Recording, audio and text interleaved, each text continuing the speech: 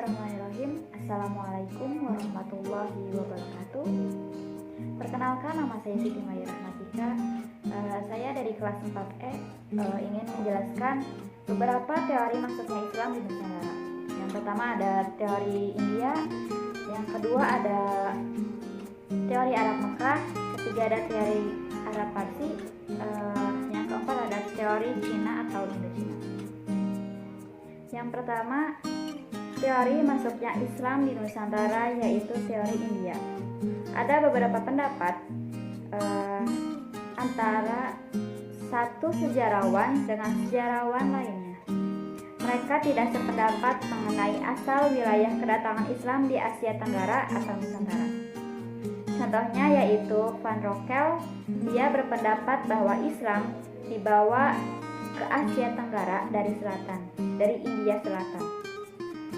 Ia memberikan alasan bahwa bentuk-bentuk populer Islam seperti ciri-ciri mistik, sastra Roman, dan sebagainya yang berkembang di Indonesia berasal dari India Selatan. Menurut Marquette, R. Ackern dan Snook Hurugronje berpendapat bahwa Islam di Indonesia berasal dari Gujarat. Menyadarkan teorinya itu pada bukti-bukti fisik berupa kuburan dan batu nisan yang terdapat di Gresik, Jawa Timur. Pada tahun 1419 Masehi dan di Pasai 1428 Masehi yang berasal dari daerah Gujarat. Menurut Snook Hurugronje, daerah pertama yang dimasuki yaitu Samudra Pasai. Waktunya pada abad ke-13 Masehi.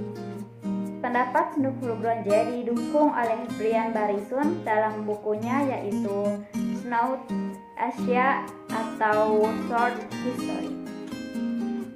Brian Harrison berpendapat bahwa kawasan Asia Tenggara memperoleh inspirasi budayanya bukan dari Persia atau tanah Arab, melainkan dari India. Pada abad ke-13, kondisi ini dapat dilaksanakan secara penuh ketika Islam mulai bertapak di barat laut dan timur laut India di bawah kendali Sultan-Sultan Turki di Delhi. Islam telah disebarkan ke kawasan ini terutama dari Gujarat oleh kaum komunitas Muslim dari pelabuhan Cambay. Morrison berpendapat bahwa ketika Samudra Pasai diislamkan, daerah masyarakat Gujarat masih memeluk agama Hindu. Menurutnya, daerah Bengal adalah daerah pertama yang menerima Islam, yaitu setelah daerah tersebut diduduki oleh orang-orang Islam pada abad ke-13 Masehi. Setelah Bengal, baru daerah-daerah lainnya di daerah India Selatan dan juga Tenggara.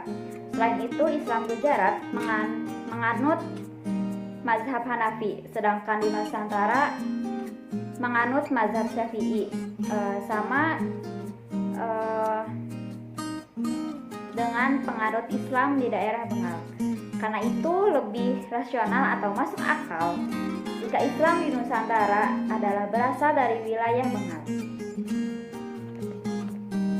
Teori yang dianjurkan oleh Snook Hurugronje didasarkan pada catatan-catatan dari para pengembara atau pelancong yang pernah melakukan perjalanan di kawasan Asia Tenggara atau di Nusantara sekitar abad 13 dan 14 Masehi seperti Marco Polo dan juga Ibnu Battuta.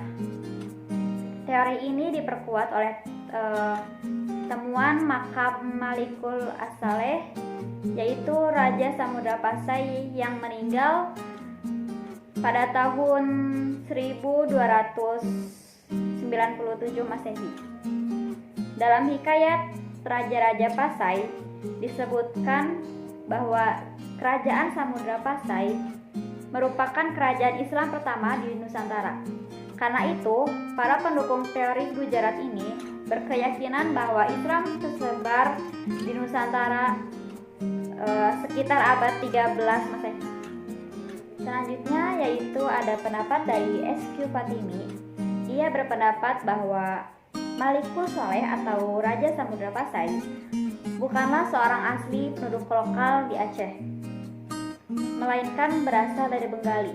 Karena itu, Islam di Aceh menurutnya adalah berasal dari Bengal.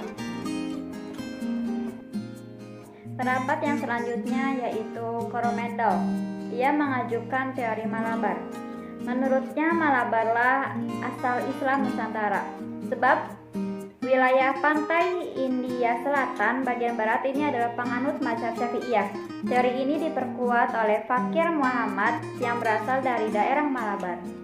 Pendapat ini kemudian disanggah oleh Hamka, sebab katanya Malabar atau Mutabar adalah bermakna tempat singgah. Artinya ia hanya tempat persinggahan Syekh Ismail yang diutus oleh Syarif Mekah untuk mengislamkan Maraselu di Pasai.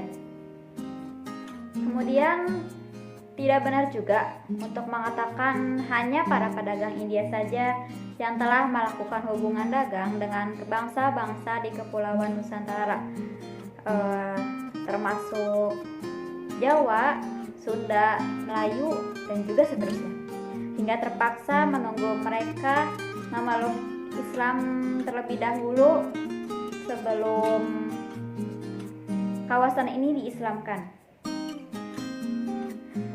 Seperti sudah dijelaskan menurut Jesse Van Leur, sejak abad ke-4 Masehi telah terdapat koloni atau perkampungan orang-orang Arab di Kanton, bagian tenggara Cina.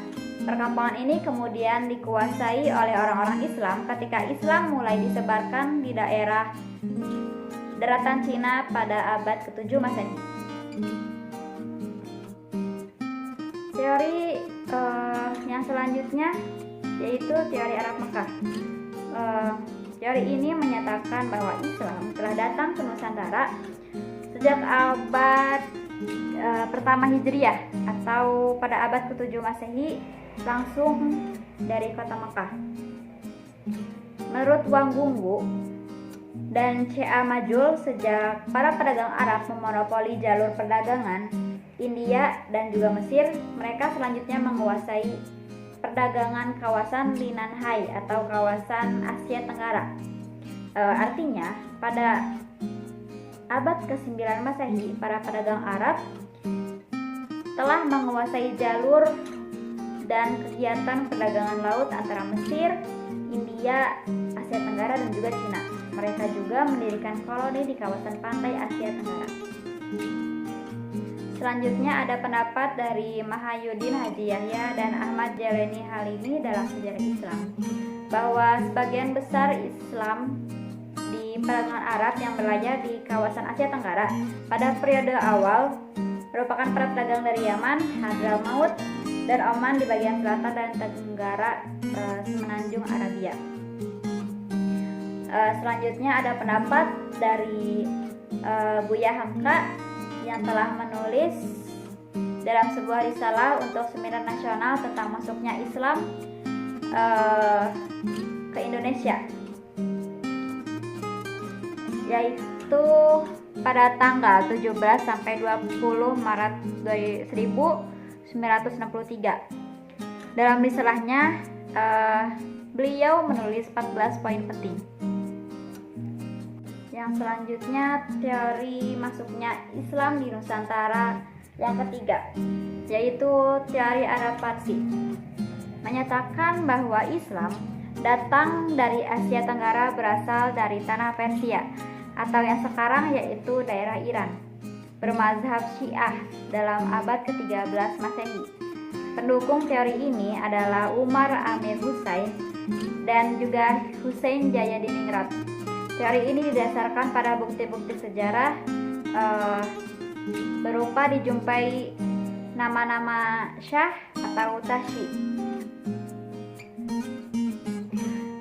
atau Taksih dalam naskah Cina.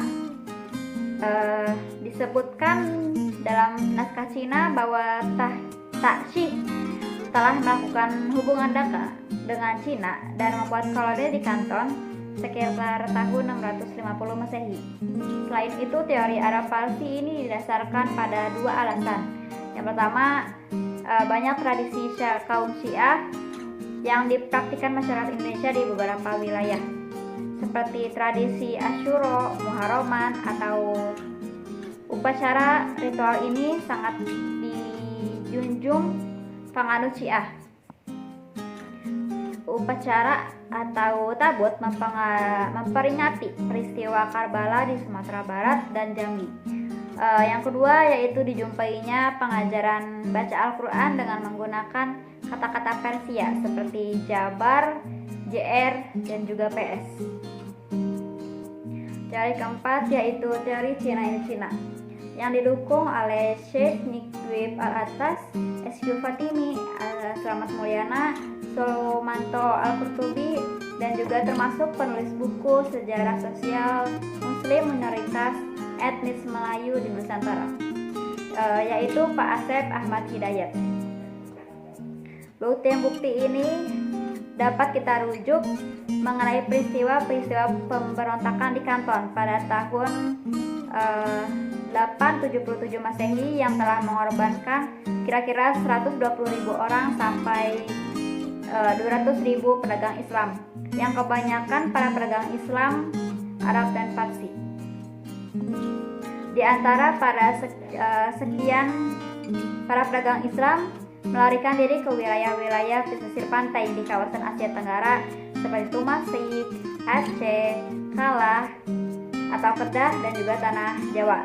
Slamet Mulyana pada tahun 1968 runtuhnya kerajaan Hindu di Jawa dan timbulnya negara Islam di Nusantara tidak hanya berpendapat bahwa Sultan Demak adalah Sultan Peranakan Cina, namun ia juga menyimpulkan bahwa para Wali Songo juga merupakan para peranakan Cina. Pendapat ini bertolak dari kronik Kelenteng Sampokong di Semarang, Jawa Tengah. Selanjutnya yaitu ada pendapat dari SQ Fatimi.